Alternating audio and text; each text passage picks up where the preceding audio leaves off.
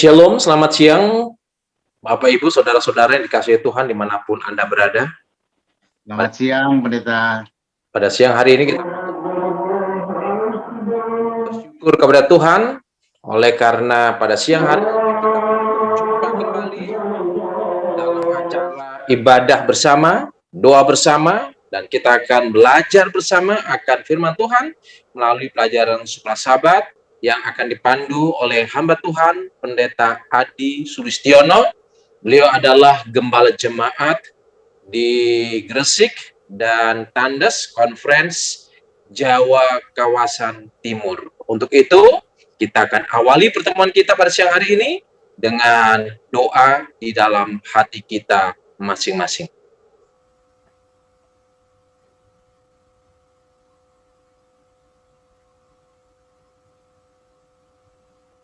Baik, kita akan mendengarkan sebuah lagu pujian.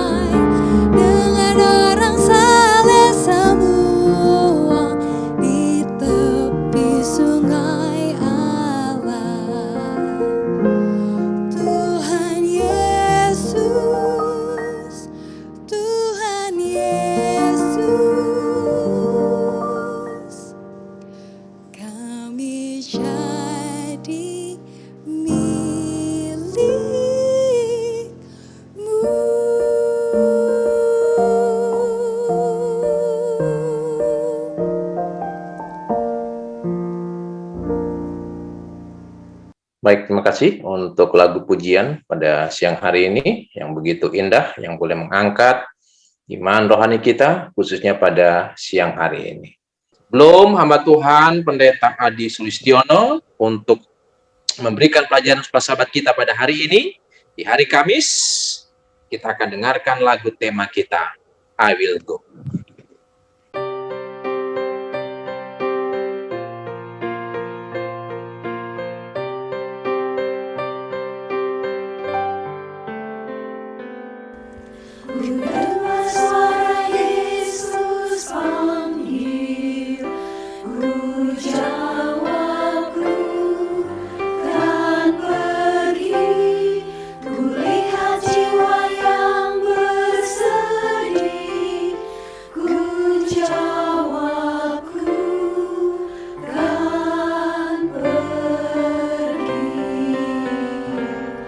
Beritakan kabar kasih.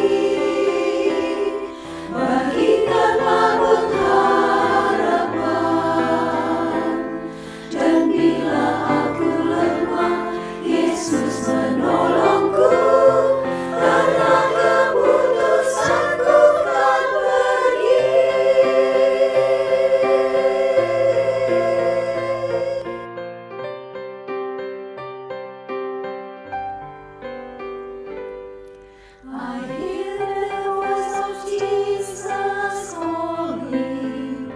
My answer is, I will go. I see the need of people crying. My answer is, I will go. I go to share the message of love.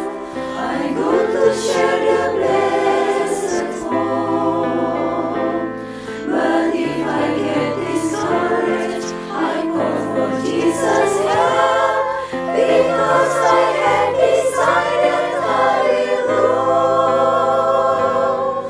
Karena keputusanku tak pergi.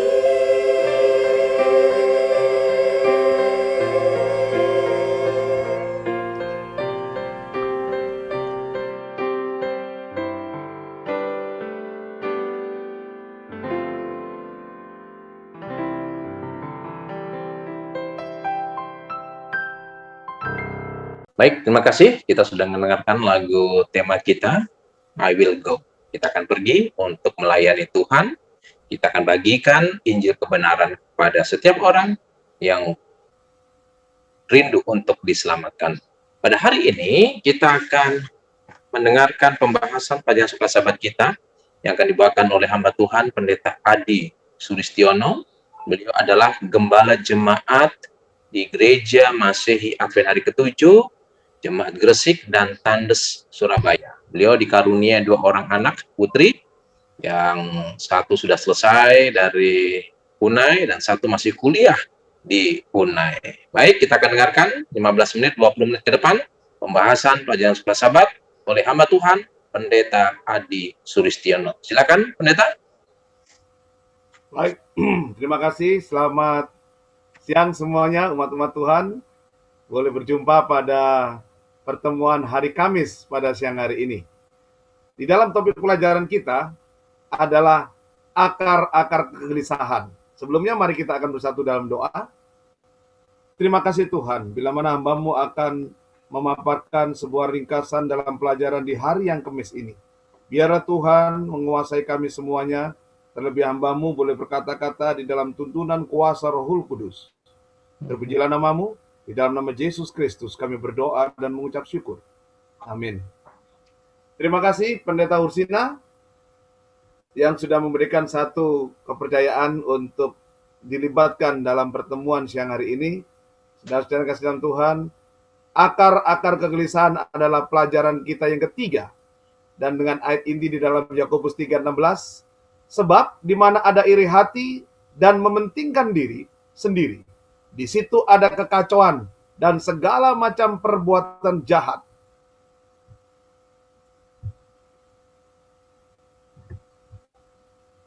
Di dalam pelajaran hari Kamis ini dengan subtopik yaitu subjudul yaitu mencabut kegelisahan.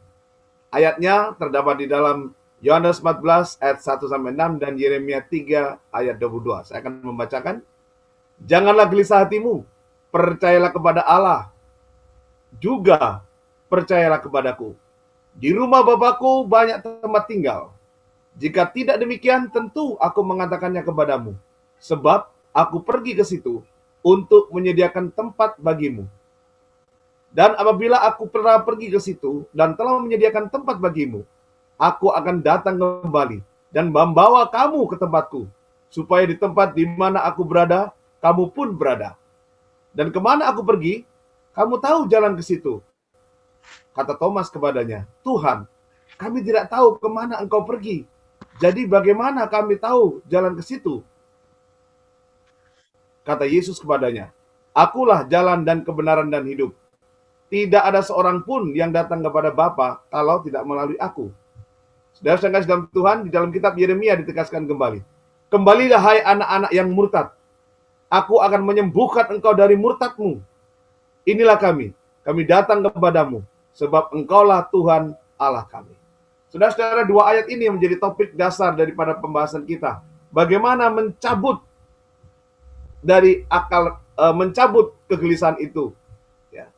Yesus memanggil bagaimana mengatasi atau mencabut kegelisahan ini. Dan ia menunjukkan jalan kebenaran kepada manusia. Ketika manusia itu hidup di dalam kegelisahan. Di mana kehidupan di dunia ini digambarkan sebagaimana Israel rohani, yaitu hidup dalam pengembaraan dunia. Dan jalan itu menuju satu kehidupan yang berkelimpahan, kedamaian, dan bahkan kehidupan yang kekal hingga di dalam kerajaan surga. Nah, sehubungan dengan hal ini, maka untuk mencabut hal-hal yang mana kita harus selesaikan dalam kegelisahan itu, kita akan melihat kembali kepada pelajaran-pelajaran di depan. Tetapi saya tidak akan membahas seluruhnya, hanya mengambil hal-hal penting, yaitu hal-hal yang sehubungan dengan kegelisahan. Yaitu yang pertama, keegoisan. Lalu yang kedua, ambisi. Dan ketiga, kemunafikan. Dan selanjutnya dikatakan, dan masih banyak dosa-dosa yang menjadi kesayangan kita, sehingga kita menolak dan mengarahkan kita kepada satu jalan yang disebut dengan kemurtatan. Itulah sebabnya, melalui bentuk umum kehidupan kita, bahwa kegelisahan itu terjadi karena apa? Dosa. Sehingga banyak manusia melupakan janji Allah yang pasti, di mana Yesus menggambarkan dirinya. Akulah jalan dan kebenaran dan hidup. Yohanes 14 ayat yang kedua. Oleh karena dosa ini, maka hidup manusia tidak lagi damai dan sukacita, dan penuh dengan kegelisahan. Saudara-saudara, mulai dari hari Minggu sampai hari Rabu kemarin, saya mengalami kegelisahan. Kegelisahan karena anggota saya meninggal, saudara, 4 orang. Secara bergantian saya menguburkannya. Dan yang bagian terakhir ini yang sangat membuat saya gelisah, karena harus dikubur dengan protokol COVID-19. Belum sempat beristirahat, telepon lagi pendeta.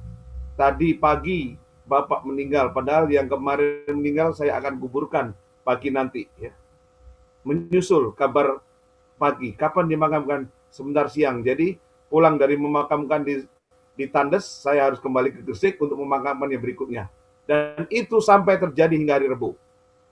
Sehingga kami lalu membuat penghiburan supaya tidak ada duka cita yang berlama-lama, supaya tidak gelisah umat-umat Tuhan yang ditinggal pergi oleh keluarga atau bagian dari keluarga mereka, karena mereka jadi gelisah, saudara-saudara. Sehingga kami berinisiatif, okelah, sekaligus kita buat acara ibadah penghiburan hari Rabu, bertepatan. Dan puji Tuhan, hari Kamis ini tidak ada informasi. Saya pikir begitu. Ternyata tadi pagi saya mendengarkan kabar juga mantan anggota saya di Balikpapan, karena saya sudah mendoakan 2 hari yang lalu karena terkena COVID-19 juga. Pertama-tama anaknya yang bernama Bapak Ronald. Saya doakan dan dia dipulihkan. Kemudian tadi malam bapaknya minta didoakan juga dalam keadaan kritis. Lalu saya doakan. Tadi pagi jam 4 saya dengar kabar dari istrinya bahwa bapak telah meninggal. Sudah kasih dalam Tuhan. Saya pikir saya tidak akan mendapatkan kabar kegelisahan, yaitu kematian dan kedukaan. Ternyata masih ada. Tetapi semuanya itu, jangan gelisah hatimu. Yesus mengundang kepada kita semua.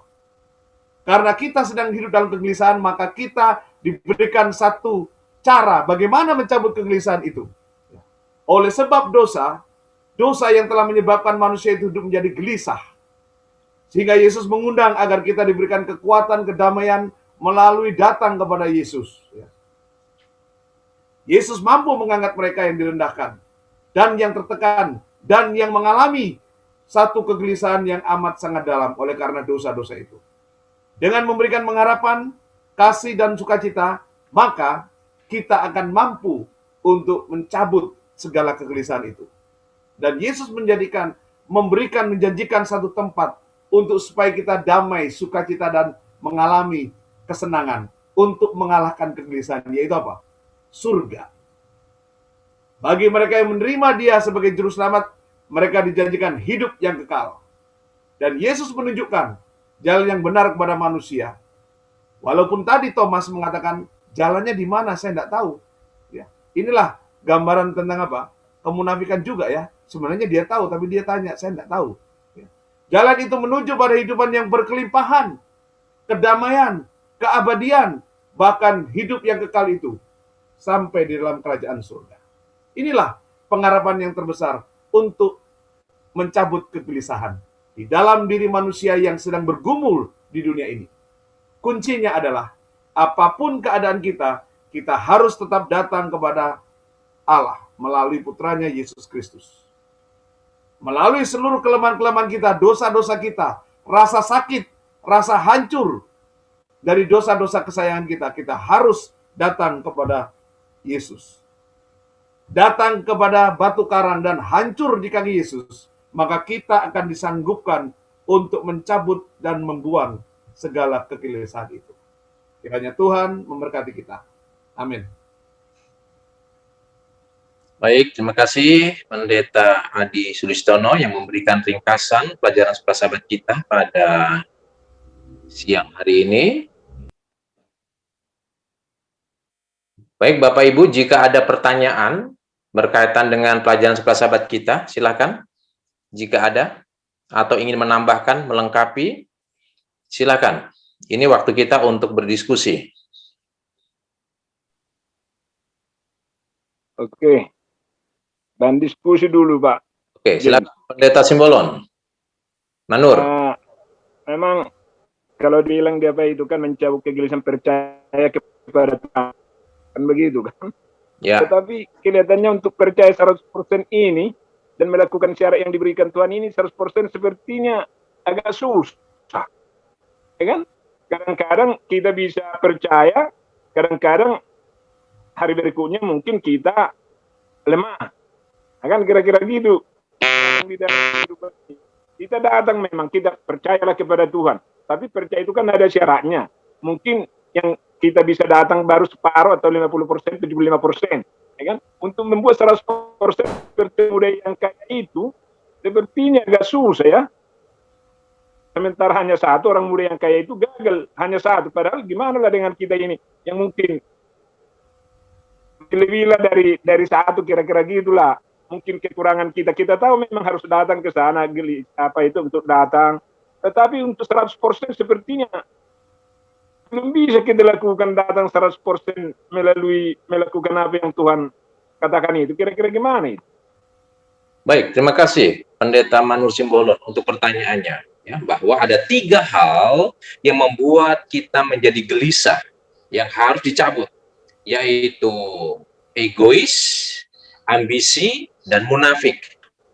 Dan salah satu cara untuk menghilangkan atau mencabut itu adalah kita datang kepada Tuhan.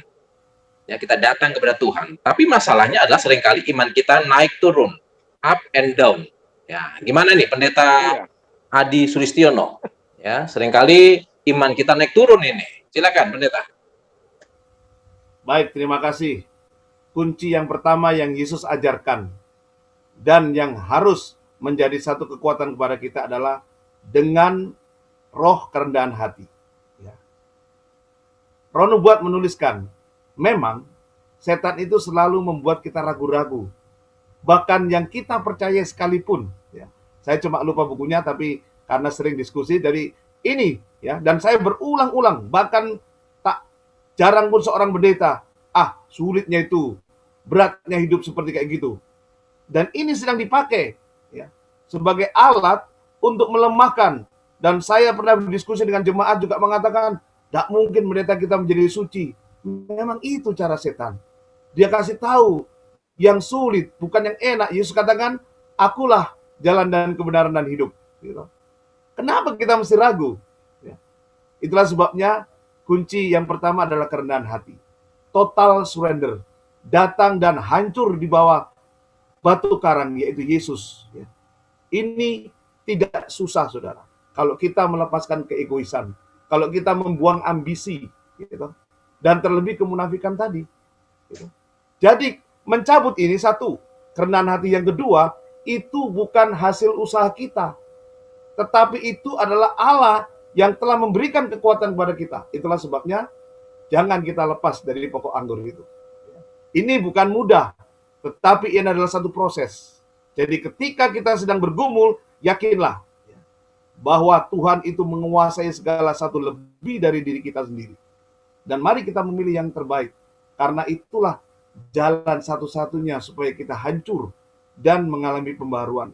Dan jangan lupa, apa yang kita kerjakan itu bukan kemampuan kita semata. Memang ada roh kerjasama dari kita.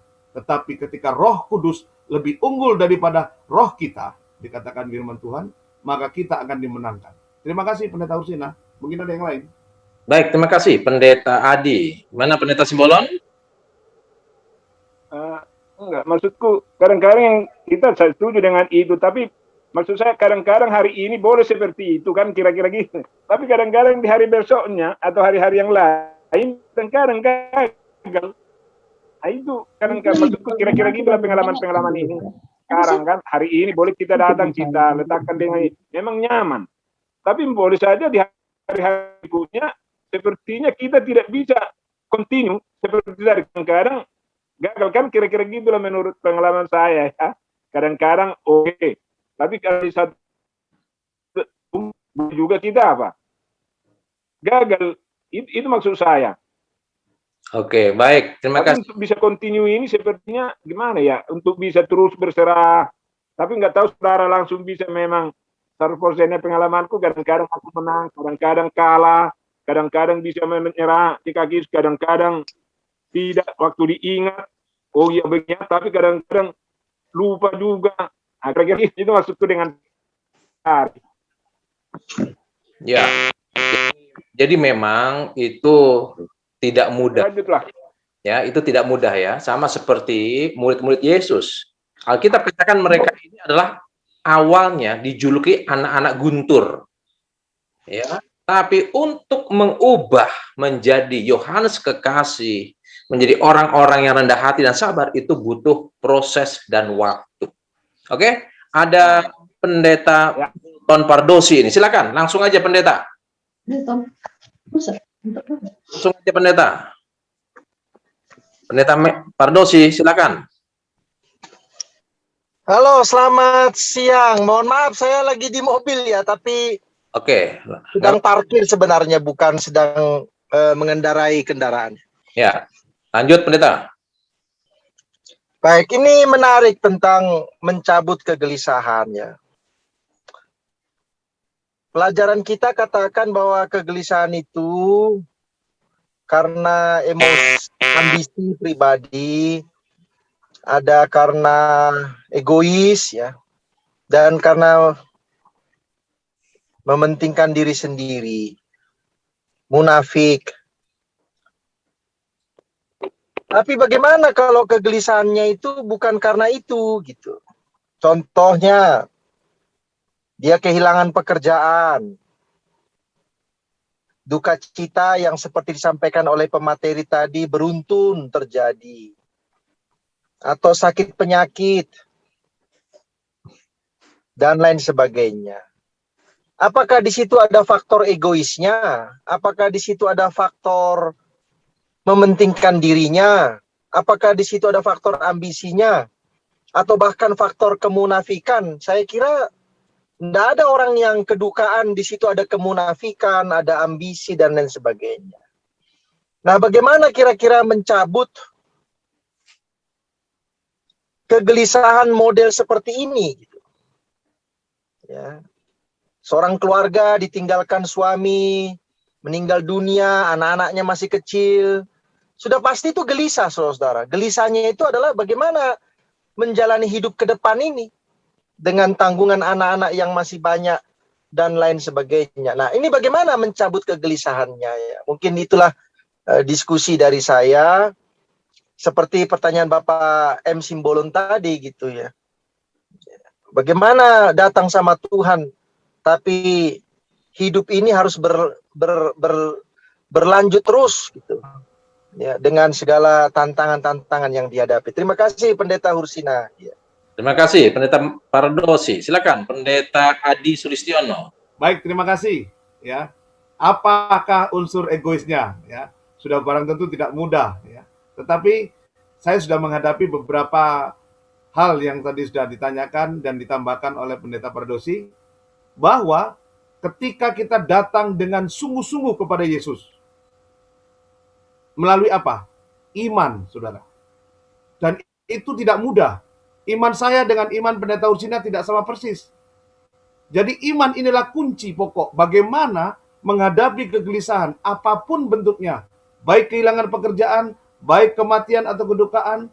Kalau kita iman, ya saya tadi sempat melihat YouTube pemakaman almarhum pendeta Simorangkir ya. Bagaimana istrinya memberikan satu statement yang betul-betul mengguncang hati saya.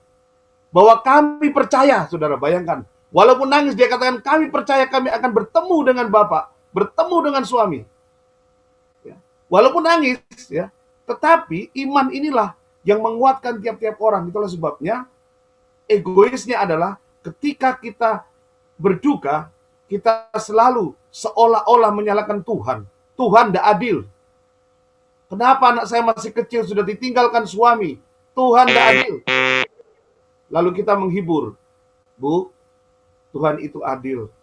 Ketika jalan yang Tuhan izinkan kepada suami yang harus meninggalkan ibu dan anak-anak yang masih kecil. Ini adalah jalan yang terbaik. Kenapa? Karena Tuhan tidak pernah merancangkan bentuk yang negatif dalam hidup kita. Ini bukan kehendak Tuhan semata-mata membuat kita jadi gelisah, tidak. Tetapi di balik semua itu pasti ada apa? Ada satu kelegaan. Janganlah gelisah hatimu. Di tempat Bapakku ada banyak tempat. Ya. Orang gelisah saudara dapat pekerjaan. Banyak berdoa. Iman digunakan. Dan ini sudah banyak kesaksian bagaimana seorang yang percaya kepada Allah melalui imannya, maka akan dibukakan jalan. Ya. Itulah sebabnya I am the way. Akulah jalan dan kebenaran dan hidup. Ketika iman itu bertumbuh di dalam kesungguh-sungguhan, ini yang disebut dengan penyerahan. Tidak ada yang mustahil di dalam dia, saudara. Jadi, Pendeta Manur sampaikan, jangan kita ragu-ragu terhadap iman kita. Karena itu adalah menuntun kepada banyak jalan yang terbuka dalam setiap permasalahan. Dalam hidup kita, termasuk kehilangan pekerjaan, kehilangan suami, kehilangan apapun, kalau di dalam Yesus kita akan mendapatkan kedamaian. Sudah barang tentu ada jawabnya ya. Itulah sebabnya ora et labora. Berdoa dan berusaha dan bekerja dan lain-lain. Itu sedikit tanggapan, mungkin ada yang lain, silakan Pendeta Ursina. Baik, terima kasih. Jadi rupanya ada banyak akar-akar yang membuat seseorang itu menjadi gelisah. Banyak, sebagaimana disebutkan oleh Pendeta Pardosi tadi. Tapi kalau saya cermati, penulis sekolah sahabat kita hanya 3 yang menjadi sumber atau akar dari kegelisahan. Ya, yaitu ambisi, egois, dan munafik. Kenapa? Karena ketiga hal ini kalau tidak dicabut, itu akan membawa seseorang kepada kebinasaan. Pandangan dari penulis, makanya ketiga hal ini harus dicabut. Dan untuk mencabut itu hanya Allah yang bisa untuk mencabutnya. Oke, baik. Mungkin Pendeta Pardosi ada pandangan berkaitan dengan pertanyaan tadi. Silakan Pendeta Pardosi sebelum yang lain. Silakan, Pendeta Pardosi.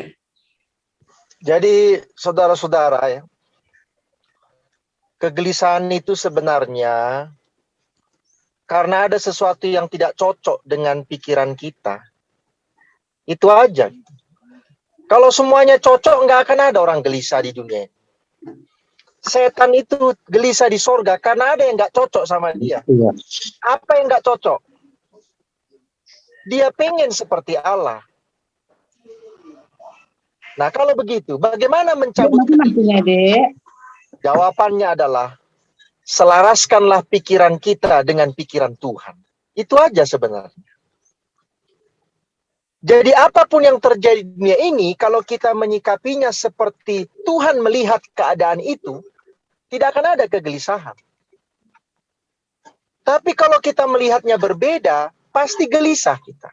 Karena kegelisahan itu adalah sesuatu yang tidak cocok dengan pikiran kita. Kita maunya A, yang terjadi B. Kita maunya B, yang terjadi C. Pasti kita nggak akan senang menjalani kehidupan seperti itu. Nah, oleh sebab itu, menyelaraskan pikiran kita dengan pikiran Tuhan menjadi hal penting di dalam menghadapi kegelisahan. Manusia itu pasti gelisah. Nggak boleh nggak, harus gelisah. Kalau nggak gelisah berarti sudah nggak hidup lagi itu orang. Karena itulah akibat dosa. Ada sesuatu yang kita inginkan yang tidak tercapai. Ada sesuatu yang kita harapkan tidak tercapai. sehingga kita mengalami kegelisahan. Tetapi ketika kita mencoba untuk melihat keadaan itu seperti Tuhan melihat keadaan itu, maka disitulah ada yang namanya percaya, iman kepada Tuhan. Sehingga kegelisahan itu pelan-pelan diangkat oleh Tuhan. Karena pikiran kita sudah mulai selaras dengan pikiran Tuhan. Terima kasih Pendeta Hursina. Oke, baik. Terima kasih Pendeta Pardosi untuk masukannya. Tadi saya lihat dari Pak Tambunan, Pondok Berkat sudah buka kamera. Silakan. Mungkin ada yang mau disampaikan, pertanyaan tambahan. Silakan, Pak Tambunan.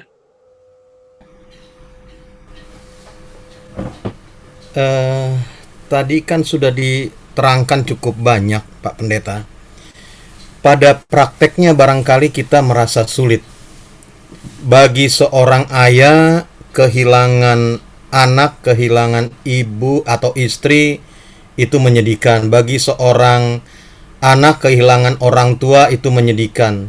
Tapi kalau kita datang seperti tadi, konsep yang benar, bukankah Tuhan jauh lebih memperhatikan? Memang prakteknya susah, tapi itu harus. Itu makanya Tuhan bilang, coba aja rambut di kepala siapa yang bisa hitung. Tapi yang sering terjadi dalam praktek, sebagai seorang ayah, saya merasa lebih memperhatikan anak saya dan istri saya. Itu yang berbahaya. Tuhan yang jauh lebih memperhatikan. Tuhan yang jauh lebih tahu. Nah, untuk praktek ke situ, memang harus banyak-banyak berdoa. Harus banyak-banyak meyakinkan diri bahwa semuanya terserah kepada Tuhan. Biar selaras. Kalau dikatakan tadi hilang pekerjaan karena situasi seperti ini, ya sama. Toh Tuhan tahu kok apa yang terbaik. Untuk sampai ke situ memang susah, tapi harus dipraktekkan. Karena mencabut itu nggak mudah. Sama aja kalau kanker atau apa mau dicabut susah. Makanya saya nggak tahu kenapa dikasih judulnya mencabut kegelisahan. Itu pasti akan makan korban. Korbannya apa? Ya harus siap dengan hidup total surrender. Yaitu kalau mau dicabut kegelisahan, ya sepenuhnya. Bagi seorang ibu atau bagi kita lah sekarang, banyaknya orang-orang yang kita kasihi, yang kita sayangi, pergi. Bukankah di dalam pelajaran Wahyu dikatakan atau ditulisan Ellen White lebih lengkapnya dibilang bahwa memang pada akhir-akhir seperti ini Tuhan akan tidurkan mereka yang mungkin tidak akan kuat menghadapi masa yang semakin sulit. Kalau dari sisi itu kita akan bersyukur. Sebaliknya bagi kita yang hidup, Tuhan persiapkan kita. Kalau tidak ya Tuhan lakukan. Kalau kita ke sana maka selesai. Dan untuk mencabut itu yang susah. Terima kasih Pak Pendeta. Terima kasih Pak Tambunan sudah melengkapi dan menambahkan diskusi kita pada siang hari ini. Saya masih kasih waktu kesempatan kepada Bapak Ibu yang ingin bertanya. Ya, kebetulan siang ini kita banyak pendeta-pendeta yang bisa memberikan tanggapan atau masukan berkaitan dengan pertanyaan Bapak Ibu. Silakan, ada yang mau ingin bertanya? Bapak Ibu. Pendeta. Ya, silakan. Pak Ritonga. Ya. Oke, Pak Ritonga. Sebenarnya kan penyebab kegelisahan itu kan macam-macam, Pendeta. Banyak. Yang pertama, kalau orang utangnya jatuh tempo. Yang kedua, pekerjaannya kejar tayang. Jadi harus besok selesai. Itu kan gelisah-gelisah. Gelisah-gelisah itu sebenarnya memang pada awalnya adalah karena kelalaian manusia itu. Allah mengajarkan kita supaya hidup teratur. Jadi kalau kegelisahan itu tidak kita tidak selesaikan, ya memang akan terjadi kegelisahan itu. Dan pada akhirnya memang tadi ya iman gitu ya, iman. Jadi memang ini bagus sekali buat kita ya belajar seperti ini. Banyak masukan-masukan baik dari segi cara mengatasinya di dunia maupun secara rohani. Jadi memang harus diatasi secara rohani, jasmani dan rohani. Harus dua itu. Ya, itu barangkali dari saya Pendeta. Makasih. Terima kasih Pak Ritonga yang melengkapi menambah pelajaran kita. Selanjutnya ada Tambahkan Pendeta. Ibu Rineke. Baik, selamat siang semuanya. Saya mencoba ini ya, menyampaikan menurut pendapat saya pribadi tentunya. Terima kasih juga untuk Bapak Pendeta dan juga Bapak-Bapak yang sudah menyampaikan pendapatnya. Judul pelajaran kita kan hari ini mencabut kegelisahan. Kegelisahan tadi bermacam-macam. Ada yang berasal dari diri kita sendiri dengan ambisi kita kah, keegoisan kita kah, kemunafikan kita kah, ataukah penderitaan yang kita alami, rasa duka kah, dan lain sebagainya. Tetapi ya, dalam pelajaran kita kan sudah diulas juga oleh Pendeta Adi bahwa apapun keadaan kita harus datang kepada Tuhan. Datang kepada Tuhan dengan iman kita. Sebagaimana yang Tuhan Yesus katakan dalam Matius 11 ayat 29. Saya bacakan ya. Pikulah kuk yang kupasang dan belajarlah padaku. Yesus katakan kita harus belajar kepada Yesus. Kenapa? Karena aku lemah lembut dan rendah hati, dan jiwamu akan mendapat ketenangan. Kalau jiwa kita tenang, adakah kegelisahan di sana?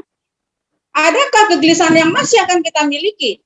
Baik dengan ambisi kita dan lain sebagainya, ataupun penderitaan yang kita alami ya. Karena dalam 1 Samuel 16 ayat 7, katakan manusia itu hanya melihat seseorang dari mata. Ya. Melihat apa yang bisa dilihat dengan mata. Tapi Tuhan melihat sampai jauh ke dalam hatinya. Ambisi orang itu pun Tuhan tahu. Apa isi hati dari seseorang itu Tuhan tahu. Penderitaan yang dia alami Tuhan tahu. Segala sesuatu yang ada dalam hati pikirannya, Tuhanlah yang tahu. Dan untuk itu Tuhan katakan apa? Datang kepadaku. Kalau engkau mau mencabut kegelisahanmu, engkau mau merasa tenang dalam hidupmu, tanpa ada rasa gelisah, khawatir, ya. Tuhan katakan dalam Matius 11 ayat yang ke-29, datang kepadaku, ya, belajar kepada Tuhan. Karena Tuhan itu lemah lembut dibilang, rendah hati. Kita akan diajar menjadi orang-orang yang rendah hati. Kalau kita punya roh keegoisan, mungkin ambisi, ya, dan lain sebagainya, munafika, penderitaan kita, Tuhan akan berikan penghiburan. Kita tahu Tuhan itu sumber penghiburan. Tuhan juga dikatakan melalui pelajaran kita sumber kehidupan. Ada banyak janji-janji Tuhan melalui firman-Nya yang bisa menjadi kekuatan bagi kita, bisa menegur kita juga secara pribadi bila mana ada niat hati kita yang tidak setuju, tidak sesuai dengan kehendak Tuhan. Oleh karena itu ajakan Tuhan pada hari ini, datang kepada Tuhan, belajar daripada Tuhan Yesus, maka kita akan menerima ketenangan di dalam hati kita, hidup kita, pikiran kita, bila mana kita datang dan belajar kepada Yesus. Terima kasih, itu aja yang bisa saya sampaikan. Oke, baik. Terima kasih Ibu Ursina untuk tambahannya. Saya kasih waktu lagi kalau ada yang ingin bertanya, satu lagi pertanyaan. Sebelum nanti Pendeta Adi membuat satu kesimpulan atau konklusi pelajaran suka sahabat kita pada hari Kamis ini. Ada yang ingin memberikan pertanyaan? Ada, Pak. Oke, Om Raymond, silakan Om. Pertanyaannya simpel aja. Tadi kita gelisah karena ada 3 hal tadi ya yang disebutkan, termasuk yang di ayat hafalan yang ditulis di ayat hafalan itu. Ya, jadi ada 5 hal yang membuat kita gelisah. Pertanyaan saya bukan yang ada di buku Soal Sahabat yang disebutkan tadi 5 tadi itu, tapi agak sedikit beda mengenai situasi COVID sekarang ini. Kita percaya bahwa umat-umat Tuhan akan dilindungi, karena Tuhan sendiri katakan bahwa umatku adalah biji mataku. Kita percaya betul seperti itu. Tapi yang menjadi pertanyaan saya, kenapa COVID-19 ini yang begitu hebat sekarang ini? Bukan hanya orang non-Advent yang mati, tapi banyak juga orang-orang Advent yang sudah mati. Bukankah mereka juga itu adalah biji mata Tuhan? Lalu apa yang bisa kita beri jawaban kepada orang-orang Advent lainnya kalau ini terjadi? Tadi aja kita berdoa, banyak orang-orang Advent yang sekarang ada di rumah sakit Advent maupun yang di rumah sakit lainnya gara-gara COVID. Kenapa itu bisa terjadi kepada orang Advent? Itu pertanyaan saya. Terima kasih. Baik, terima kasih Om Raymond untuk pertanyaannya. Ingat bahwa kita ini ketika kita percaya kepada Yesus, kita sudah dibebaskan dari penalty of sin. Tapi ingat, kita masih hidup dalam Dunia ini. Oke. berdosa. Jadi kita bisa saja kena dampak dari dunia yang berdosa. Oke, Pendeta Adi, silakan untuk menjawab pertanyaan. Baik, terima kasih Om Raymond Lesiasel. Sedikit kesaksian hidup saya. Saya dan keluarga salah satu yang sudah terbebas dari COVID, Pak. Dan saya hampir mati saat itu hanya satu, Pak. Iman di dalam Yesus. Memang COVID itu tidak membeda-bedakan. Mau pendeta, mau awam, mau semua orang berdosa, semua. Dan saya alami. Dan hanya kuncinya, Pak, satu, iman dan percaya bahwa Tuhan memberikan yang terbaik, baik hidup maupun mati. Ya, saya pertama sakit, kemudian istri saya, kemudian anak saya yang kedua, kemudian anak saya yang pertama. Dan hanya satu, Pak, kuncinya, Pak, percaya bahwa Tuhan membuat sesuatu yang terbaik. Kalaupun mati, memang mati itu di dalam iman, itu yang terbaik. Saya berani mengatakan demikian kepada setiap pertemuan, baik kematian maupun penghiburan. Egois kita masih ada. Di saat saya kritis, saya hanya satu berdoa, Tuhan ampuni saya. Tuhan tolong saya. Karena saya adalah milik Tuhan. Dan saya disembuhkan, saudara. Dan itu yang menguatkan banyak orang. Loh, Pak Pendeta, apakah kalau divaksin kita tidak bisa mati? Tetap mati. Apa yang disampaikan oleh Pendeta Ursina. Tetapi, kematian umat-umat yang percaya di dalam jalan keselamatan dan kehidupan, itu bukan lagi rahasia. Bukan lagi kegelisahan, tetapi kita diberikan satu panggilan kebahagiaan. Ya. Kalau zaman sekarang bicaranya harus realita. Tanpa kesaksian kita tidak bisa mengalami, baru kita tidak akan bisa pernah cerita. Mau menceritakan kehilangan, bapak saya sudah meninggal, jadi saya bisa memberikan penghiburan yang pasti. 2 orang tua saya telah meninggal. Jadi waktu saya khotbah menyampaikan penghiburan, lancar saudara, tidak takut, tidak ragu. Kenapa? Pengalaman hidup di dalam Yesus, itu yang menuntun kepada jalan dan kekuatan. Apa yang dikatakan oleh Ibu Renike tadi betul. Datang kepada Yesus, belajar kepada Yesus. Aku lemah lembut dan rendah hati. Saudara-saudara, kalau kita mengalami krisis yang terkini, yaitu saat pandemi, ketika saudara pun hampir mati, hanya satu saudara berdoa. Berdoa itu yang terpenting. Karena doa orang benar jika yakin disampaikan akan besar kuasanya. Kalaupun mati, ya memang mati, tidak bisa. Doa itu tidak bisa menjadi sebagai syarat supaya saudara dan saya itu lalu daripada COVID ini. Tidak bisa, saudara. Yang penting adalah menjaga.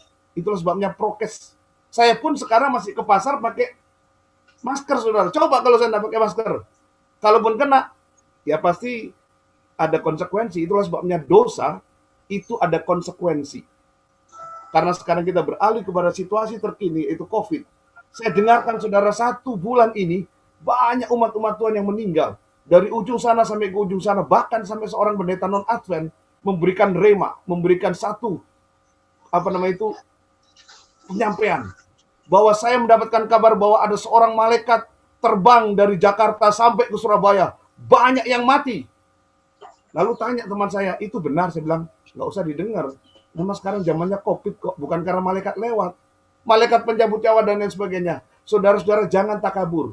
Sekarang adalah waktu di mana kita sedang dalam ujian iman. Di mana saudara mau bergantung kepada Tuhan. Saya tidak nakut-nakutin. Kemarin Pak Lesiasel, ya Om Lesiasel, saya baru menguburkan orang yang mati COVID. Ya. Saya pun sebagai manusia kadang-kadang masih ragu tadi sedikit. Nggak apa-apa kira-kira ini. Kenapa? Karena istri saya juga ikut ngerekam dari dekat. Saya juga khawatir, saudara. Karena dia belum divaksin. Tetapi saudara-saudara, iman, saya katakan. Doa, sebelum kita melakukan ini, doa kita hanya 4 orang, saudara, yang datang. Iman itu kuncinya. Percaya, baik mati maupun hidup, itu Tuhan sudah menjelaskan. Sebab upah dosa adalah maut. Tetapi kasih karunia Allah adalah hidup yang kekal. Jadi jangan takut. Ya. Jangan takut mati kapanpun, walaupun menangis hanya sementara, saudara. Tetapi kita percaya. Kita sudah tahu jalan menuju surga, yaitu percaya bahwa Yesus adalah juru selamat kita. Walaupun dosamu merah seperti kermisi, aku akan jadikan putih seperti salju. Asal kita bertobat, ya, berdoa sungguh-sungguh, karena hanya Tuhan yang tahu. Demikian, terima kasih. Boleh saya sampaikan. Ya, baik. Terima kasih jawabannya, Terima kasih. Pendeta. Ya, terima kasih jawabannya, Pendeta Adi. Bapak, Ibu, Saudara-saudara kekasih Tuhan, diskusi kita siang hari ini sangat hangat dan menarik. Saya yakin percaya akan panjang kalau kita akan terus diskusikan, tapi karena waktu, maka kita akan akhiri diskusi kita, pertemuan kita pada hari ini. Saya minta Pendeta Adi untuk memberikan kesimpulan atau konklusi dari pelajaran kita. Silakan, Pendeta. Terima kasih Pendeta Ursina dan terima kasih semua partisipan yang sudah hadir. Boleh saya sampaikan untuk dapat menjadi perhatian kita pada saat ini, panggilan yang boleh saya berikan untuk mengakhiri pertemuan diskusi ini dan kita akan kembangkan nanti di kelas-kelas Sabat besok hari Sabat. Yang pertama, datanglah kepada Yesus. Itu pokok yang terpenting di dalam iman kita. Yang kedua, berbalik dari hidup keberdosaan atau yang membuat kejatuhan dari hidup kita menuju kepada hidup yang disucikan melalui pertobatan dan penyesalan dan mengalami total surrender seperti apa yang dikatakan Bapak Ritonga tadi. Total surrender itu adalah kehendak yang Tuhan berikan kepada kita. Lalu yang ketiga, dengan kerendahan hati mau dituntun oleh kuasa Roh Kudus agar bekerja dengan caranya yang ajaib dalam setiap aspek kehidupan kita, sehingga kita dijauhkan dari keraguan-raguan. Lalu yang keempat, ini yang menjawab daripada penyampaian tadi, Bapak yang terakhir saya lupa namanya, senantiasa tinggal di dalam Yesus. Karena firman Tuhan mengatakan, tinggallah di dalam aku, Yohanes 15 ayat 4. Tinggallah di dalam aku dan aku di dalam kamu. Sama seperti ranting tidak dapat berbuah dari dirinya sendiri kalau ia tidak tinggal pada pokok anggur. Demikian juga kamu tidak berbuah jikalau kamu tidak tinggal di dalam aku. Tuhan memberkati kita. Amin. Baik, terima kasih. Kita akan dengarkan lagu penutup. Selanjutnya nanti kita akan berdoa bersama-sama.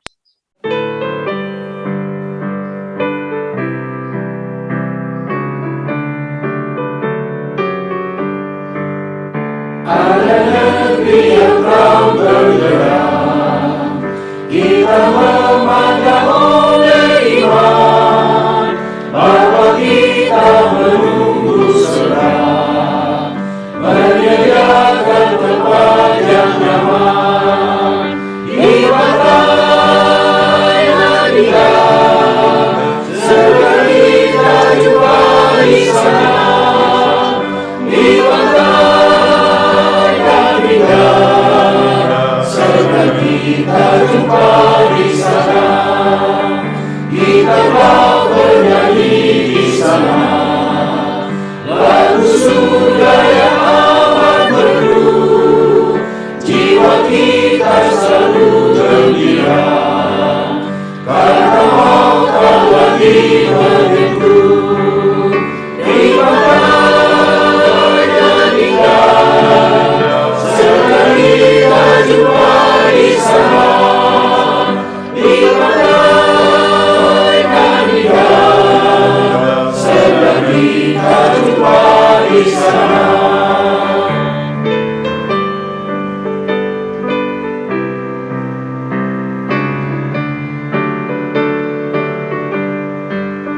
Pada Bapa yang Maha Suci, kami persembahkan pujian karena rahmat-Nya yang penuh kasih bagi manusia sekalian. Di pantai Nadia, segera kita jumpa di sana, di pantai Nadia, segera kita jumpa di sana.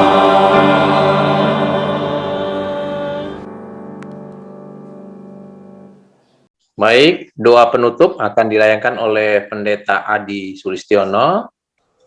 Mari kita bersatu dalam doa. Terima kasih Tuhan atas kesempatan yang indah siang hari ini. Kami umat-umat Tuhan boleh bersekutu, memuji dan memuliakan nama-Mu. Membahas topik pelajaran hari Kamis, mencabut kegelisahan.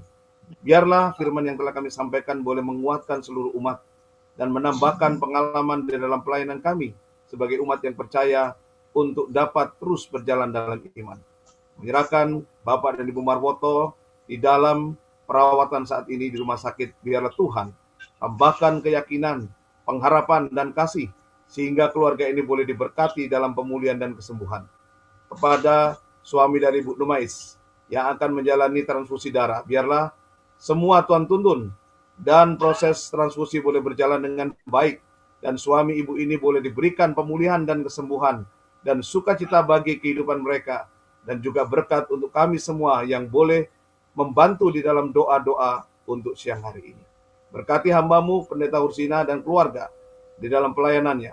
Biarlah Tuhan tambahkan selalu hikmat sukacita, sehingga melayani dengan baik untuk kemuliaan bagi nama Tuhan. Terima kasih ya Bapak, kami menyerahkan semua yang sudah hadir pada siang hari ini. Biarlah dalam kehidupan kami, Engkau menyertai dalam berkat perlindungan kesehatan, berkat sukacita dari surga, sehingga kami boleh dipakai bagi kemuliaan Tuhan untuk menjadi berkat bagi banyak orang. Di dalam nama Yesus Kristus kami berdoa dan mengucap syukur. Amin. Selamat bertemu kembali dengan kami di Jemaat Fisdak bagi saudara-saudari yang sudah berbakti bersama-sama dengan kami pada saat ini di acara ibadah kita. Seperti biasa kita akan mempelajari pelajaran Sekolah Sabat. Saya akan bagikan lebih dahulu pelajaran kita pada hari Rabu tanggal 14 Juli ini ya. Kita sudah membahas tentang akar-akar yang menyebabkan kita seringkali gelisah, atau hal-hal yang mendasar yang menyebabkan kita tidak memiliki rasa tenang, rasa damai, peristirahatan yang sejati di dalam Kristus Yesus. Nah, untuk itulah Pak, kita sudah membahas tentang keegoisan yang dapat menyebabkan kita menjadi gelisah, ya, ambisi-ambisi pribadi yang tidak disesuaikan dengan kehendak Allah yang dapat terjadi dalam kehidupan kita. Dan pada saat ini, pada malam hari waktu New Jersey, kita akan membahas tentang kemunafikan. Jadi apakah ini juga merupakan satu hal yang menyebabkan kita tidak memiliki damai, tidak memiliki ketenangan yang sejati pada saat kita memiliki apa yang disebut dengan istilah hipokrisi atau kemunafikan. Mari kita lihat pelajaran kita pada saat ini, apa yang dituliskan oleh penulis pelajaran Sekolah Sabat kita tentang kemunafikan. Sana dikatakan, seorang munafik adalah seorang yang bersandiwara. Seorang munafik adalah seorang yang bersandiwara yang ingin terlihat menjadi seseorang lainnya yang bukan dirinya. Saya sebagai seorang aktor, saya dapat memainkan satu peran tentang misalnya jenderal ini atau orang ini dan lain sebagainya ya. Padahal itu jenderal itu atau orang itu bukan saya. Ya, tetapi kita sedang memainkan satu peran, ya, bersandiwara itu bukanlah suatu hal yang kita sendiri yang bukan merupakan otentik dari diri kita sendiri. Nah, kata munafik ini digunakan 7 kali dalam Matius 23 dalam sebuah khotbah di mana Yesus secara terbuka mempermalukan para ahli Taurat dan orang-orang Farisi. Pusat dari kepemimpinan agama Yahudi. Anda bisa baca itu dari Matius 23, ayat 13, 14, 15, 23, 25, 27, dan 29. Injil, kitab Injil menunjukkan kepada kita persembahan kasih karunia Yesus dan pengampunan kepada para pezina. Yesus memberikan kasih karunia, pengampunan kepada orang yang berzina, pemungut pajak, pelacur, dan bahkan pembunuh. Tetapi dia menunjukkan sedikit belas kasihan kepada orang-orang munafik ya.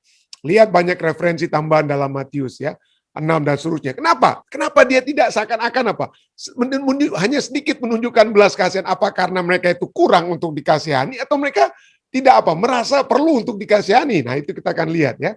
Tapi Yesus menunjukkan sedikit belas kasihan kepada orang munafik. Lebih banyak kasihnya itu kepada orang pelacur, dan lain sebagainya itu ya. Bacalah Matius 23 1-13 dan daftarkan 4 karakteristik utama seorang munafik yang disebutkan oleh Yesus. Nah, nanti kita juga bagian tambahan kita akan lihat juga beberapa poin ini ya. Tapi mari kita lihat, penting sekali bagi kita untuk membaca Matius 23, 1-13.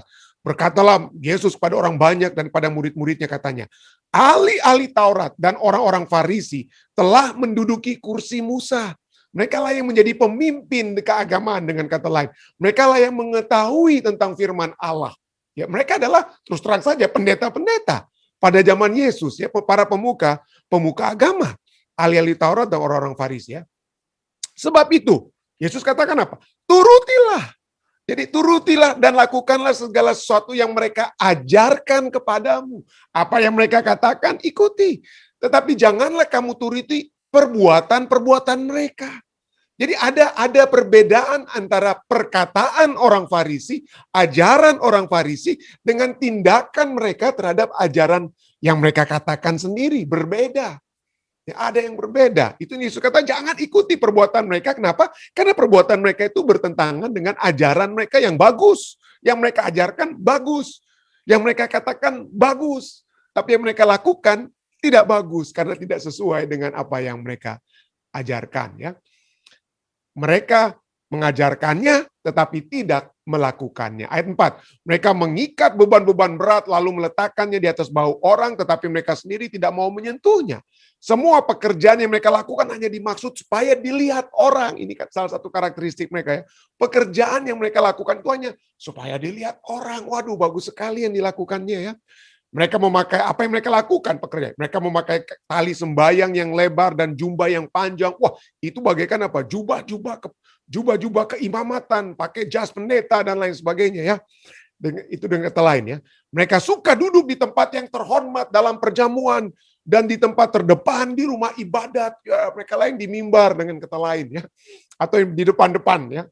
Ya, pemimpin, ya, di depan-depan mereka duduknya.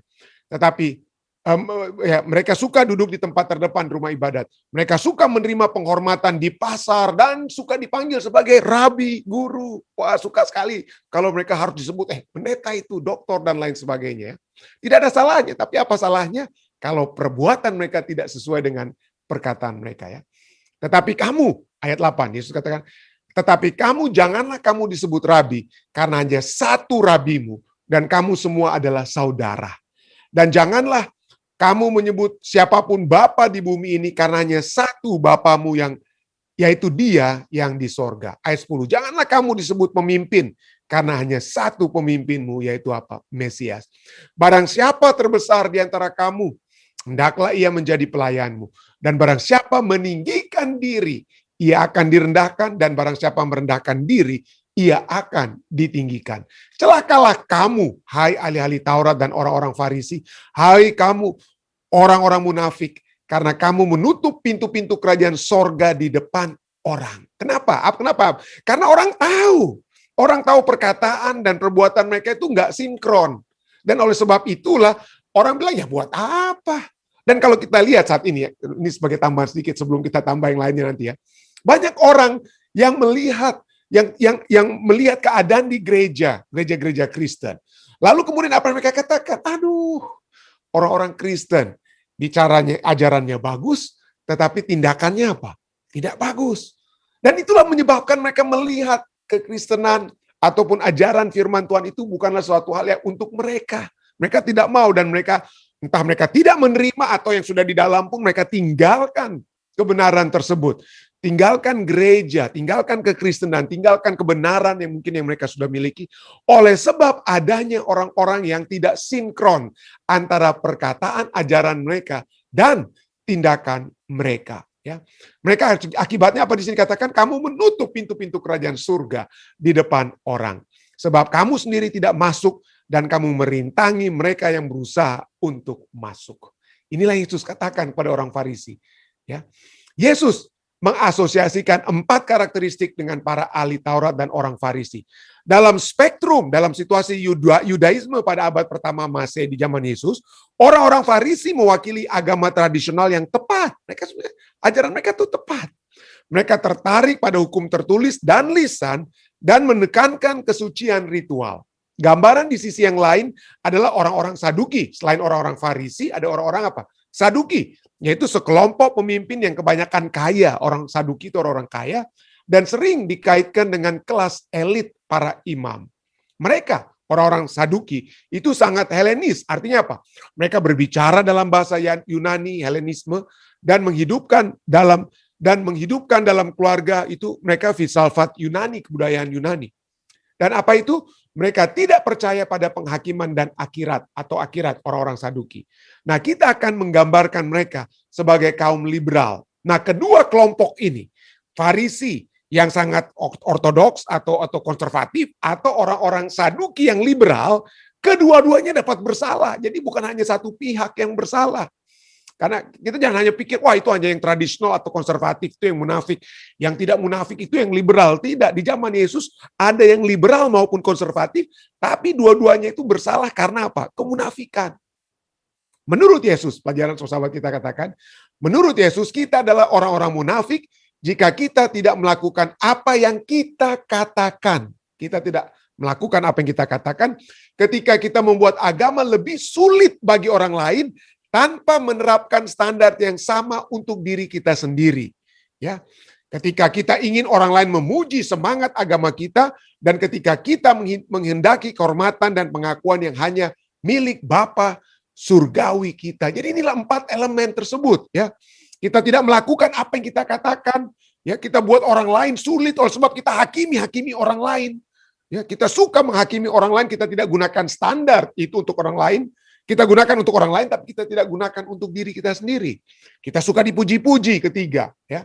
Dan ketika kita menghendaki kehormatan dan pengakuan yang hanya milik daripada Bapa surgawi kita. Jadi itu 4 elemen orang Farisi. Ya. Tidak peduli seberapa tajam dan tegasnya kata-kata Yesus. Keterlibatan Yesus dengan orang-orang yang disebutnya orang munafik, tetap dia bawakan itu dengan penuh cinta dan perhatian. Yesus juga mencintai orang Farisi seperti Nikodemus, ya, Nikodemus yang itulah yang exception to the rule. Nikodemus orang Farisi datang walaupun malam-malam, diam-diam, ya, diam-diam. Tapi itulah, ya, tetap Yesus mencintai mereka dan memperhatikan mereka, bahkan untuk orang-orang munafik ini.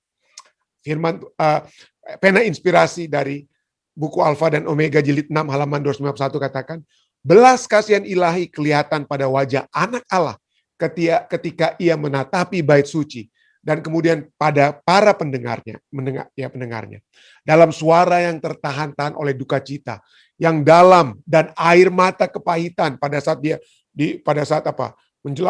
dia dilulukan dan kemudian dia melihat kota Yerusalem. Ya. Ia berseru apa? Yerusalem, Yerusalem, engkau akan membunuh nabi-nabi dan melempari dengan batu orang-orang yang diutus kepadamu. Berkali-kali aku rindu mengumpulkan anak-anakmu, sama seperti induk ayam mengumpulkan anak-anaknya di bawah sayapnya. Tetapi kamu tidak mau. Inilah masalah dengan orang-orang Farisi. Kenapa? Yesus akan kurang, bukan karena Yesus kurang menunjukkan kasihnya kepada mereka. Tetapi mereka yang tidak mau. Mereka merasa sudah cukup. Mereka merasa sudah lebih daripada orang lain. Dan Yesus dianggap sama dengan orang lain. Sama-sama orang guru saja seperti biasa. Mereka tidak anggap Yesus. Kenapa? Karena mereka menganggap diri mereka itu lebih tinggi dari siapapun. Dan mereka oleh sebab itulah tidak memerlukan kasih. Tidak memerlukan pengampunan dari Yesus. Itulah sebabnya pelajaran kita katakan apa? Yesus akan lebih menunjukkan kasih pengampunan pada orang lain. Kenapa? Karena mereka mau untuk dikasihi. Mereka mau untuk diampuni. Tapi orang-orang munafik sukar untuk menerima pengampunan atau dikasih. Oleh sebab mereka merasa merekalah sumber pengampunan atau sumber kasih. Pertanyaan bagi kita.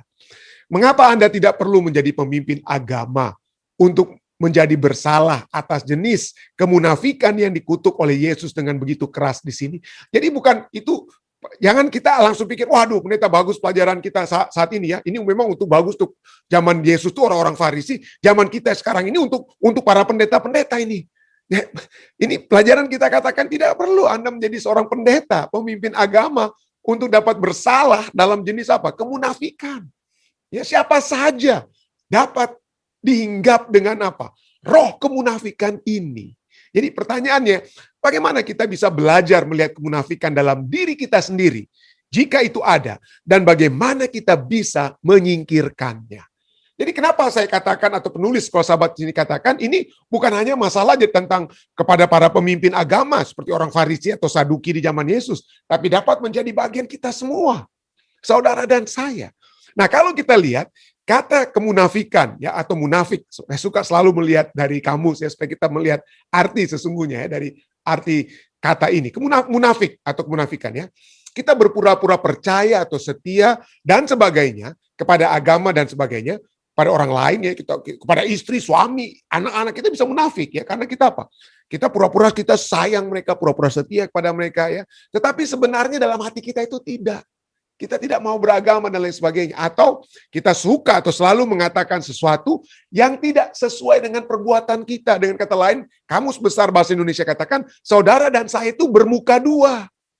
Bermuka dua. Jadi tidak heran hipokrit ya adalah orang yang menurut Merriam-Webster menaruh false appearance, penampilan yang salah ataupun nilai-nilai kehidupan yang salah ataupun nilai keagamaan yang salah, yaitu karena tindakannya itu berkontradiksi tidak sesuai dengan apa yang dia percayai atau bahkan apa yang dia rasakan.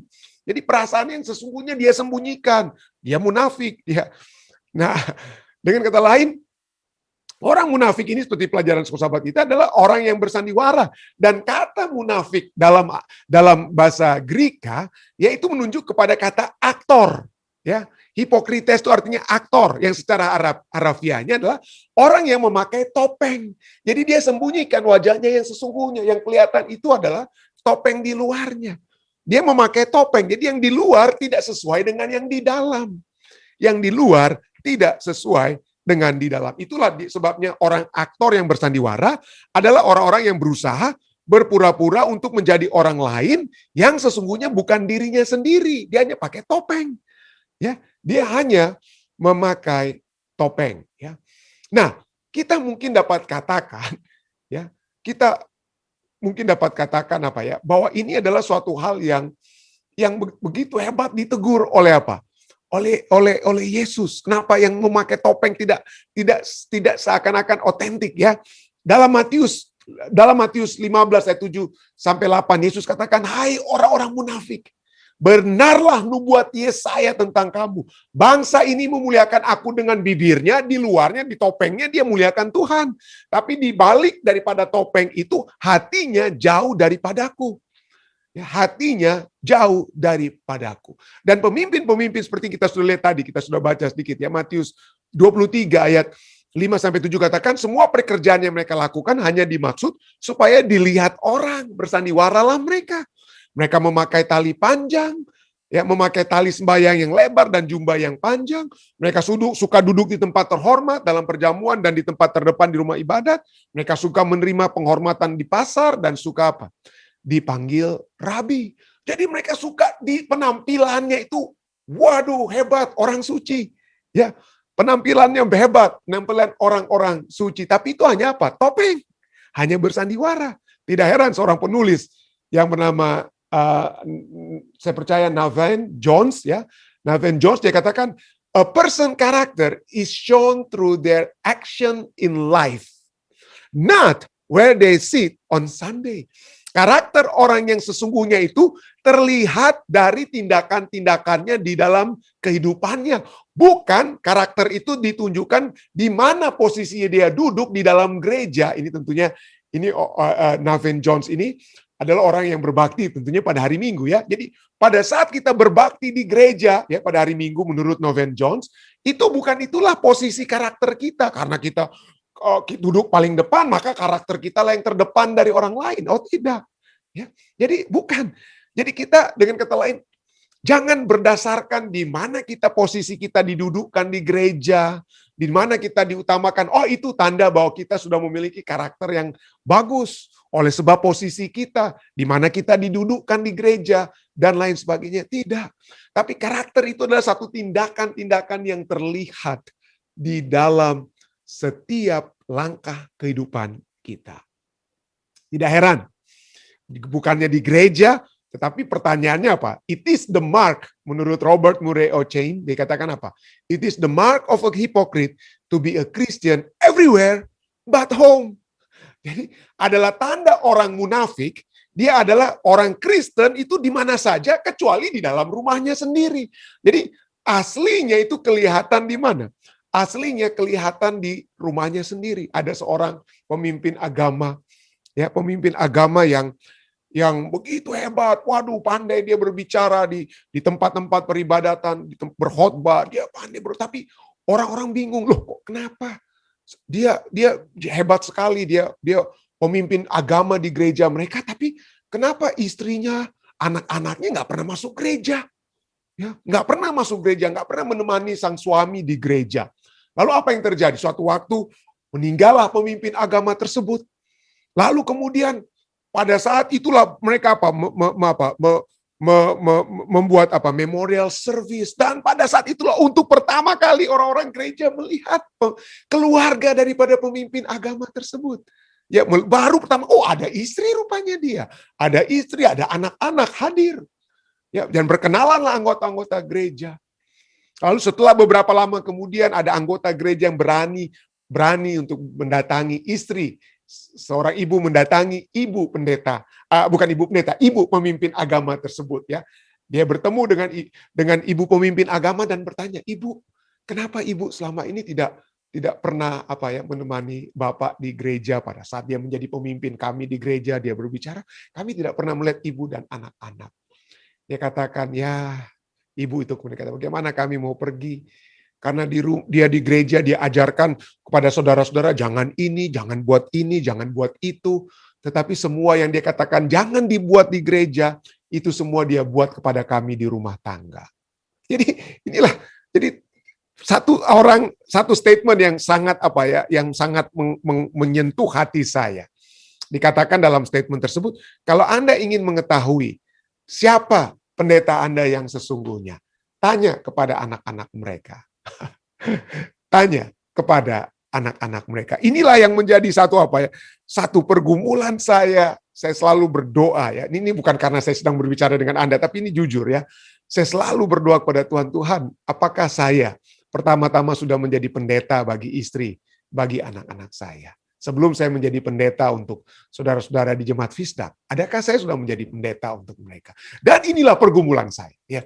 Dapatkah saya bagaimana caranya supaya saya dapat terus-menerus dikuatkan untuk menjadi seorang pendeta, bukan hanya bagi Jemaat Fisdak, tapi bagi keluarga saya. Nah, kenapa? Kenapa kita sering kali, ya, ini sekali lagi ini bukan masalah para pendeta saja atau masalah pemimpin agama, ini masalah kita semua. Kenapa? Karena dari sejak kita kecil, kita selalu sudah lahir, misalnya kita dikatakan, jangan bikin malu papa mama. Ya, atau kalau ada tamu datang, seringkali di Indonesia ada tamu datang, keluar, masuk dalam, jangan bikin ribut di sini. Artinya jangan bikin malu papa mama. Kita selalu dengar kata itu, ya. Jangan bikin malu, jangan bikin malu, jangan bikin malu. Ya. Jadi dari sejak semula pun kita sudah diatur harus bertindak bagaimana kalau di depan tamu, di depan orang. Nah, saya tidak katakan ini salah, saudara, ya. Tidak. Saya tidak katakan ini salah. Nanti saya akan jelaskan. Tetapi inilah kita semua. Khususnya di budaya ketimuran kita. Jangan bikin malu mama papa. Jangan sampai mama papa dipermalukan. Nanti mau taruh di mana muka mama papa. Itulah sebabnya mama papa punya muka itu harus pakai topeng terus. Supaya kita bersandiwara terus. Ya, anak-anak pun dipakaikan topeng. Kenapa? Karena inilah mungkin kita tidak mau kehilangan nama, kehilangan muka. Nah, inilah cari nama baik. Mungkin salah satu penyebab utama kemunafikan. Mungkin Anda katakan, memang pendeta ada ayatnya ini. Amsal 22 ayat 1 katakan, nama baik lebih berharga daripada kekayaan besar. Dikasih orang lebih baik daripada perak dan emas. Jadi saya mau punya nama baik walaupun saya tidak kaya. Saya mau orang kasih saya. Jadi di luar saya harus bertindak yang sebaik-baiknya. Supaya orang apa? Waduh, ini hebat ini saudara ini. Aduh, saya memiliki nama baik. Padahal di rumah hancur-hancuran istri dan anak-anak saya, atau suami dan anak-anak hancur-hancuran mereka. Tapi kita simpan. Di rumah itu pakai topeng semua. Ya, di luar maksudnya. Di luar pakai topeng, baru masuk rumah dibuka topeng kita. Supaya kita cari nama baik. Nah, nama baik yang bagaimana yang dimaksudkan dalam Amsal 22 ayat 1 ini? Ya. Nama baik yang bagaimana? Nah, kalau kita lihat, Ya, nama baik sesuai dengan apa yang diajarkan Alkitab, bukanlah nama baik yang sesuai sesuatu yang kita usahakan. Kita usahakan untuk menyembunyikan siapa diri kita yang sesungguhnya. Nama baik di sini berbicara tentang siapa kita sesungguhnya dari dalam yang keluar. Bukan dari luar yang dipertunjukkan bagi orang lain. Tapi nama baik itu adalah sesuatu yang baik yang sudah keluar dari dalam hati. Makanya Yesus selalu katakan, orang Farisi, itu nama apa ya? Itu hatimu itu harus lebih apa? Hatimu itu yang harus apa? Benar di hadapan Tuhan. Dan tidak heran, Rasul Paulus mengetahui hal ini pada saat dia berkata dalam 2 Tesalonika 1 ayat 11 dan 12. Karena itu, Rasul Paulus katakan apa? Karena itu kami senantiasa berdoa juga untuk kamu, supaya Allah kita menganggap kamu layak bagi panggilannya. Kami berdoa, Rasul Paulus katakan apa? Dengan kata lain ya, kami berdoa saudara, kepada jemaat di Korintus, kami berdoa supaya apa? Supaya kita itu jangan malu-maluin, dengan kata lain ya. Supaya kita itu betul-betul layak seperti orang yang dipanggil, supaya saudara dan saya betul-betul menjadi orang Kristen yang sejati. Rasul Paulus gitu katakan. Nah, pertanyaannya, bagaimana supaya kita apa? Supaya kita menjadi orang Kristen yang sejati, yaitu apa? Yang dianggap layak oleh Allah sebagai orang-orang yang telah dipanggilnya. Bagaimana caranya? Yang apa? Di sini dikatakan apa? Yang dengan kekuatannya. Ini dengan kekuatan Allah telah menyempurnakan kehendakmu untuk berbuat baik. Perbuatan baik saudara dan saya oleh sebab kekuatan Allah yang menyempurnakan segala pekerjaan imanmu. Itu adalah perbuatan Tuhan, bukan karena saudara dan saya pakai topeng supaya kelihatan di jemaat Fisdak, pendeta Rantung tuh bagus. Itu bukan sesuatu yang harus saya pakai topeng supaya Anda dan saudara-saudara lainnya lihat, tapi biarlah itu sesuatu yang Tuhan berikan, kekuatan dari Tuhan yang menyempurnakan kehendak kita untuk berbuat baik, yang untuk menyempurnakan segala pekerjaan iman kita. Ayat 12, sehingga nama pendeta Rantung yang dipuji, bukan saudara. Ayat 12, sehingga nama Yesus Tuhan kita dimuliakan. Bagaimana caranya nama Yesus itu dimuliakan? Dimuliakan di dalam kamu. Dalam kita, Yesus Paulus katakan ya. Nama Yesus dimuliakan kalau nama saudara dan nama saya itu juga apa? Baik adanya. Bagaimana supaya nama saudara dan saya baik? Kalau kita memiliki perbuatan baik yang disempurnakan oleh Allah dengan kekuatan Allah. Dengan kekuatan Allah. Ya, nama Yesus dimuliakan, ya, dimuliakan di dalam kamu dan kamu di dalam Dia menurut kasih karunia Allah kita dan Tuhan Yesus Kristus. Jadi ini dia. Nama baik itu karena perbuatan baik yang disempurnakan, yang disebabkan oleh sebab kekuatan Allah dalam diri kita, sehingga nama baik itu adalah apa? Pada saat kita memiliki nama baik, sesungguhnya orang bukan memuji kita, tetapi orang memuji Yesus. Ya. Tapi bagaimana dengan pada saat kita mencoba dengan kekuatan kita, ya, dengan kemunafikan kita di luar gereja atau di mana, di luar rumah kita pakai topeng, ya. Pakai apa? Pakai bersandiwara kita di luar. Apa yang Yesus katakan kalau kita menjadi aktor-aktor sandiwara-sandiwara? Waspadalah, Yesus katakan. Saudara dan saya akan menjadi nabi-nabi palsu. Kita menjadi nabi palsu. Kata nabi itu artinya apa? Juru bicara Tuhan. Di luar kita berbicara tentang Tuhan, berbicara tentang firman-Nya. Tapi di dalam kita, dalam diri kita, dalam rumah tangga kita tidak seperti pembicara yang menyalurkan apa? Menyalurkan firman Tuhan kepada orang lain. Itu artinya nabi palsu, ya. Waspadalah terhadap nabi-nabi palsu yang membawakan firman Tuhan, yang membawakan nama Tuhan, yang datang kepadamu menyamar seperti domba, tetapi sesungguhnya mereka adalah serigala yang buas. Serigala yang buas. Waduh, bukan hanya serigala, ya. Bukan hanya serigala. Nama lainnya bagi orang-orang munafik adalah apa? Ular beludak, saudara ya.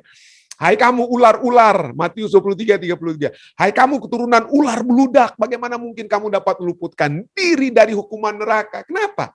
Tuhan tahu apa yang saudara dan saya mau sembunyikan. Mau pakai topeng, saya mau keluar sekarang dengan pakai topeng, masker, dan lain sebagainya, helmet, dan lain sebagainya. Tuhan tahu saya ini Stephen Rantung. Saya nggak bisa bersembunyi di hadapan Tuhan. Saya mungkin bisa bersembunyi di hadapan Anda semua, tapi di hadapan Tuhan saya ini telanjang. Tuhan tahu. Tuhan tahu siapa saya, apa isi hati saya, apa yang ada dalam pikiran saya, apa yang ada dalam benak saya. Tuhan tahu. Itulah sebabnya kita tidak akan bisa lepas dari hukuman neraka. Matius 23-27 ayat sebelumnya katakan apa? Celakalah kamu, hai ahli Taurat, orang-orang Farisi. Hai kamu, orang-orang munafik. Sebab kamu sama seperti kuburan. Di luarnya itu dilabur putih. Sebelah luarnya memang bersih tampaknya. Tetapi yang sebelah dalamnya penuh dengan tulang belulang dan berbagai jenis kotoran. Jadi orang munafik, elemen pertama ya, mereka mencoba untuk memiliki nama baik agar mereka dapat dipuja dan dipuji. Caranya bagaimana? Mereka pakai topeng. Mereka pakai topeng supaya tidak kelihatan kebusukan di dalam diri mereka. Dan apalagi yang dapat dilakukan oleh orang-orang munafik, usaha-usaha mereka selain pakai topeng. Usaha mereka orang munafik ini adalah bagaikan orang-orang di zaman Yesus, pemimpin-pemimpin ini, yang pada saat mereka dalam ibadah mereka melihat diri mereka itu ditinggikan. Mereka meninggikan diri mereka, lihat orang lain. Oh Tuhan, saya bersyukur. Waduh Tuhan, saya bersyukur. Saya tidak seperti orang berdosa. Tuhan, ini orang-orang berdosa. Pemungut cukai, saya tidak sama seperti mereka. Saya bayar perpuluhan, saya bayar ini.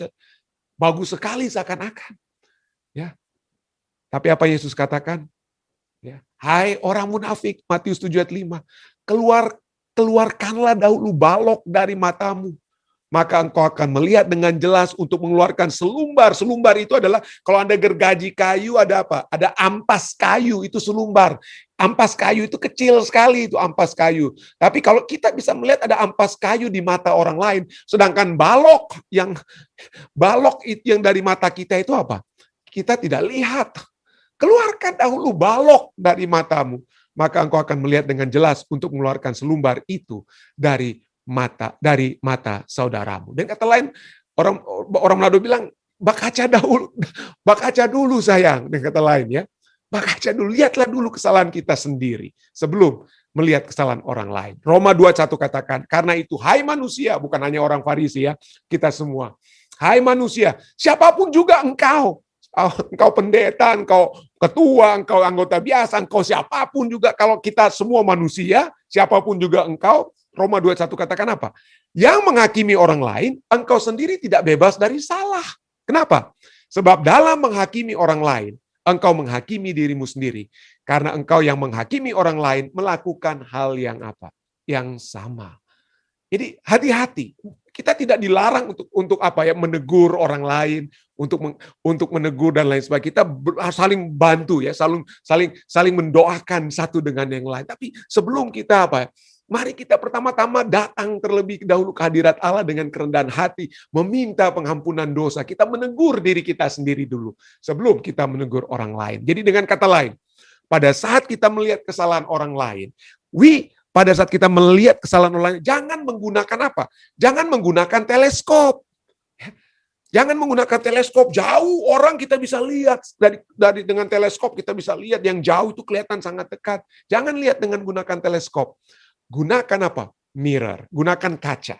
Ya, pada saat kita melihat diri kita sendiri di kaca, kita akan melihat selumbar yang ada di mata kita. Jangan pakai teleskop, jangan kita pergi kemana-mana pakai teleskop untuk lihat, waduh ini ketua-ketua ini, waduh ini anggota ini, aduh bikin apa ini. Jangan seperti begitu. Tapi marilah kita melihat terlebih dahulu. Ya, terlebih dahulu kita ya berkaca dahulu ya, dengan kata lain ya. Tidak heran pena inspirasi katakan apa? Dalam Thoughts from Mount of Blessing, apabila suatu krisis datang dalam kehidupan seseorang dan engkau berupaya untuk memberikan nasihat, kita boleh memberikan nasihat pada orang lain. Betul. Kalau ada krisis datang dalam kehidupan mereka, kita patut memberikan nasihat. Tapi apa katakan?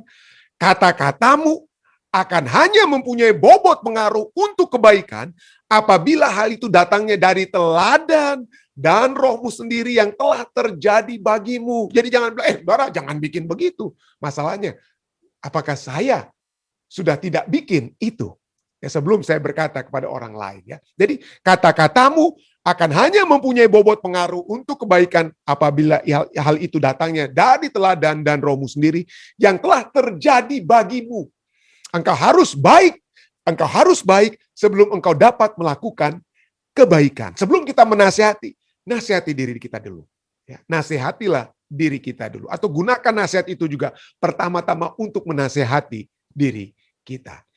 Sebelum engkau dapat mengorbankan martabat dirimu sendiri, bahkan mengorbankan hidupmu untuk menyelamatkan seorang saudara yang bersalah, engkau belum dapat membuang balok dari matamu sendiri dan siap untuk menolong saudaramu. Jadi dengan kata lain, sebelum kita merendahkan diri, sebelum kita mengorbankan martabat diri kita di Tuhan, ada saudara yang salah, tapi Tuhan ini juga kesalahan saya, ini juga kesalahan saya. Ya, mari kita menyadarinya ya. Dan kemudian setelah kita menyadari, kita tinggalkan. Kemudian apa sini kan? Dan kemudian then you can approach him. Dan kemudian engkau dapat mendekatinya dan menjamah hatinya. Jadi inilah nasihat ya.